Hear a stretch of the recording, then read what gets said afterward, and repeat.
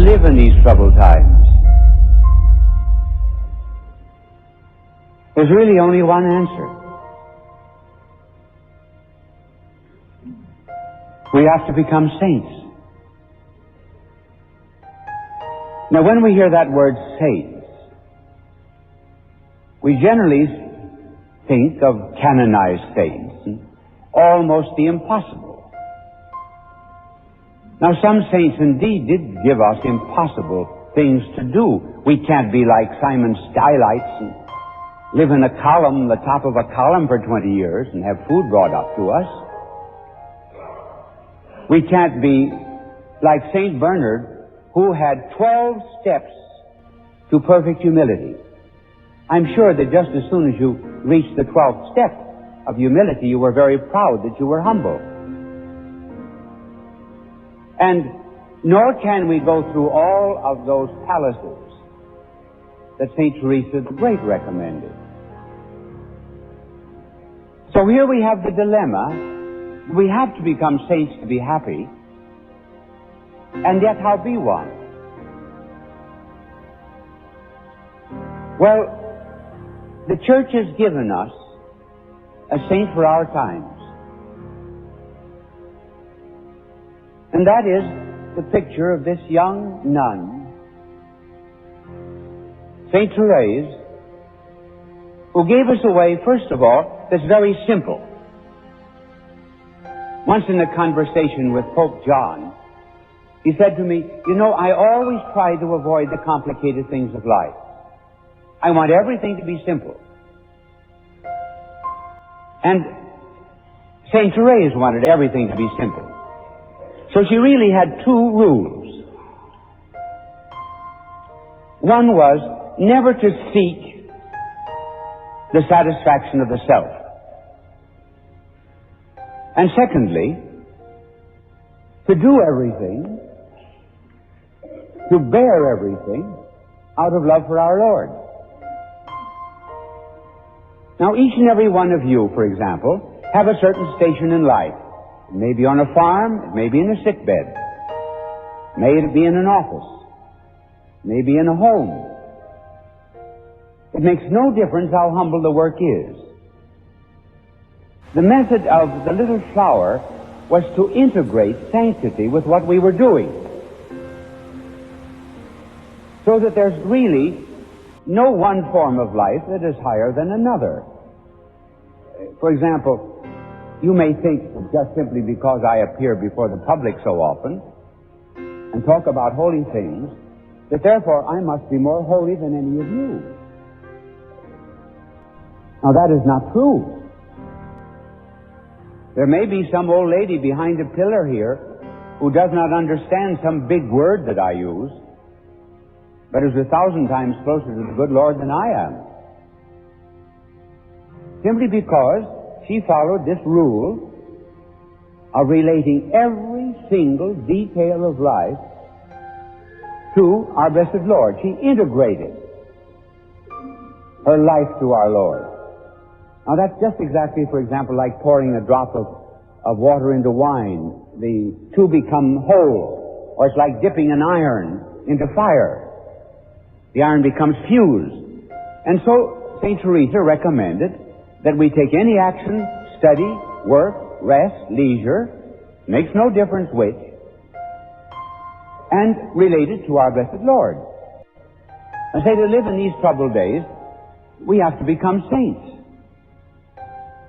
And a saint is one who makes Christ lovable.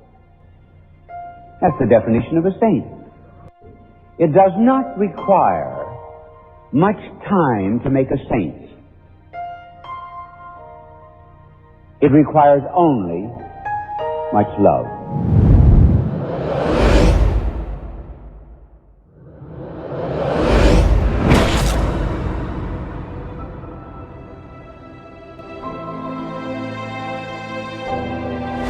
Now let's come to a question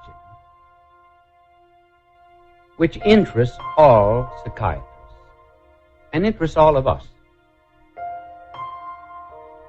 What is the difference between a normal and an abnormal person?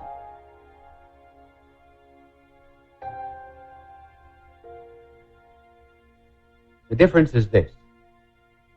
A normal person always works toward a goal or a purpose. The abnormal person looks for escape mechanisms, excuses, rationalizations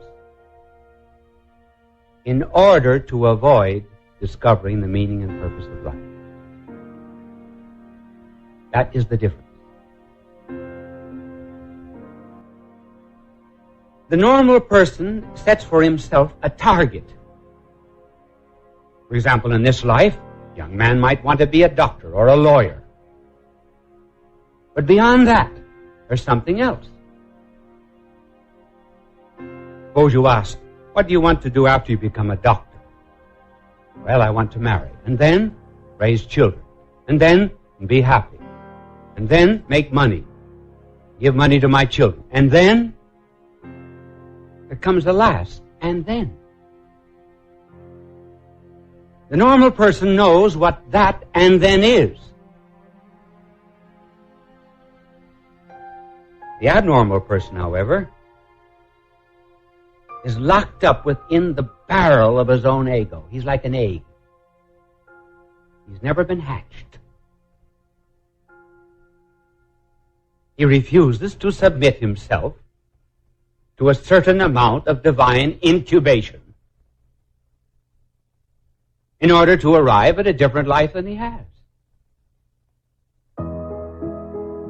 Now, what are some of the escapes of the abnormal person? Because that's the way he spends his time. If he wants to go, for example, from New York to Washington, he isn't concerned about Washington. He's concerned about giving excuses why he doesn't go to Washington.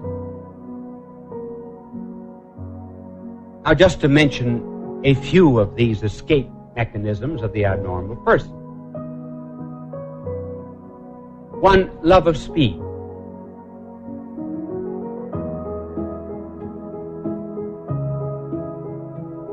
I believe that an excessive love of speed, or should I say, a love of excessive speed,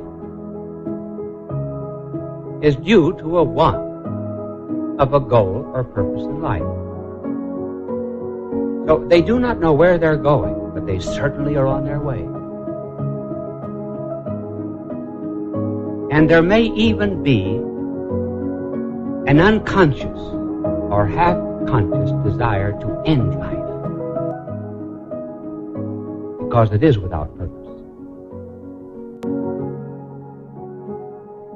Another escape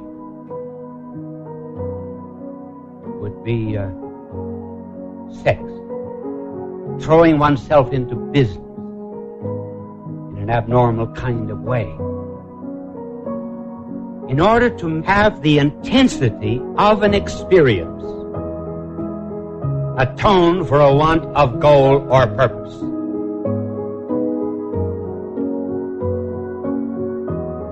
One of the very famous psychiatrists, Dr. Young,